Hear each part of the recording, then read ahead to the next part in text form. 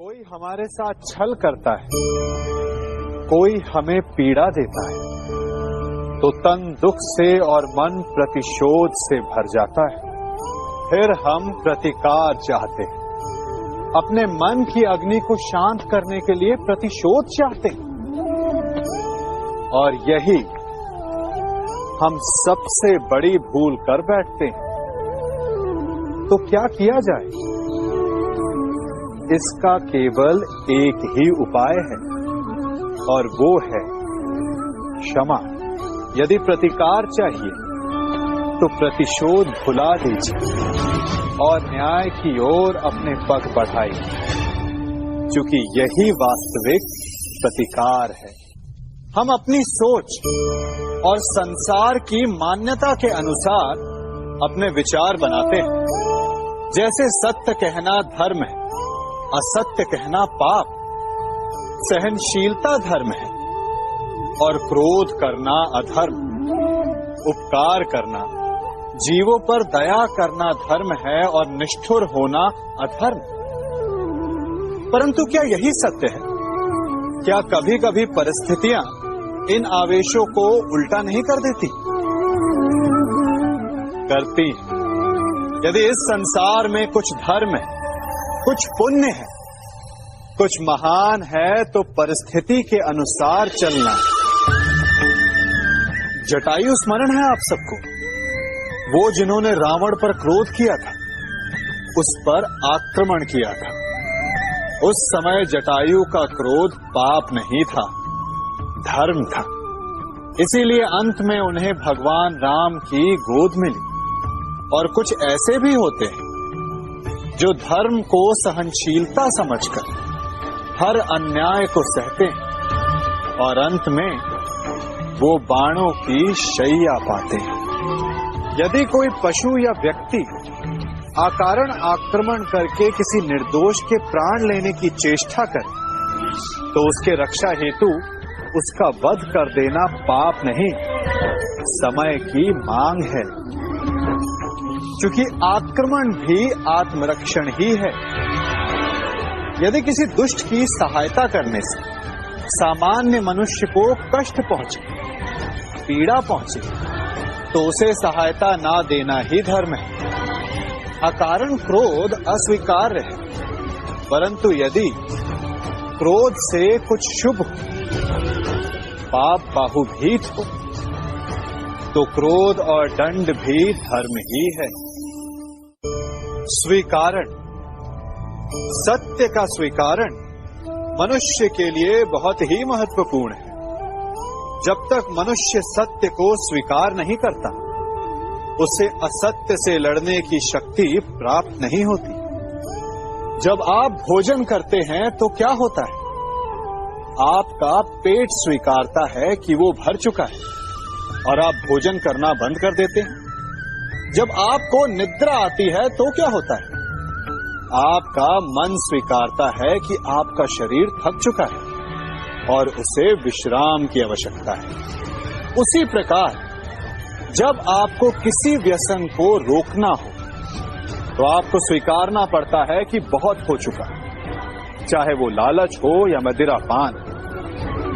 उस व्यसन का त्यागना तभी प्रारंभ होता है जब आप ये स्वीकार कर लेते हैं कि आप उस व्यसन के बंधक हैं।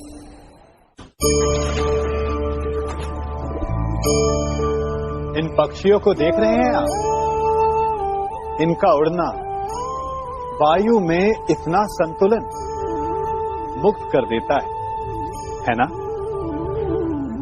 इन्हें उड़ते देख आपके मन में भी इच्छा होती होगी कि इन्हीं की भांति आप भी स्वतंत्रता से उड़ पाएं। ईर्ष्या होती है ना, जब आप इन्हें खुले आकाश में ऐसे विचरण करते देखते हैं। पर कभी सोचा है, इस उड़ान को, इस स्वतंत्रता को पाने के लिए कितना परिश्रम, कितना अभ्यास किया होगा इन्होंने? आकाश में उड़ने से पूर्व धरती पर कितना गहन परिश्रम किया होगा इन्हें? इनके माता पिता ने पहली बार जब इन्हें पंख फड़फड़ाने को उकसाया होगा, तो कितनी बार घिरे होंगे। पहली बार वायु में उड़ते समय कितना भय लगा होगा इन्हें। अपनी पहली उड़ान के पश्चात धरती पर उतरते समय गिरकर कितनी चोट खाई होगी।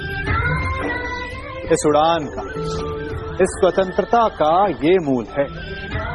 यदि आप ये दे सकते हैं तो अवश्य आप भी इस स्वतंत्रता को पा सकते हैं। इन पक्षियों की भांति ही अपने चारों ओर जब भी आप किसी सफल मनुष्य को देखें तो उससे ईर्ष्या ना करें, उसके परिश्रम और पीड़ा को समझने का प्रयास करें जो उसने यहां तक पहुंचने में पाई है। प्रेरणा लें, प्रयास करें और स्वयं भी सफल हो जाएं। हमारे जीवन का मूल आधार है करुणा। करुणा क्या है? करुणा दया नहीं, करुणा वो भाव है जिससे हम दूसरे की समस्या को समझते हैं।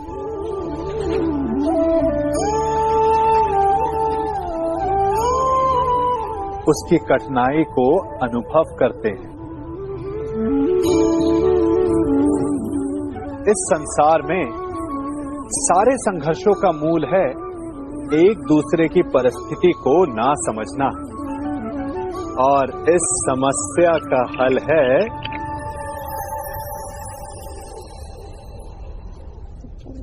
करुणा।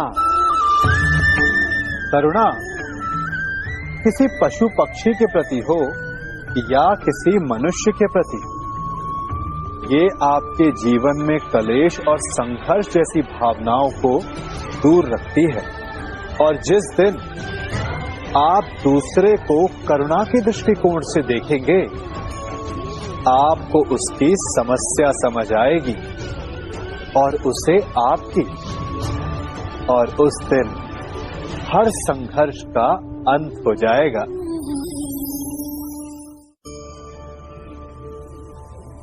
कभी सोचा है हमारा जीवन भी उस रेत की घड़ी की भांति है? जो रेत नीचे गिर चुकी है वो हमारा अतीत है, जो अब भी ऊपर है वो हमारा आने वाला भविष्य है, और वर्तमान ये संकुचित स्थल है जहां से धीरे धीरे करके रेत गिर रही है।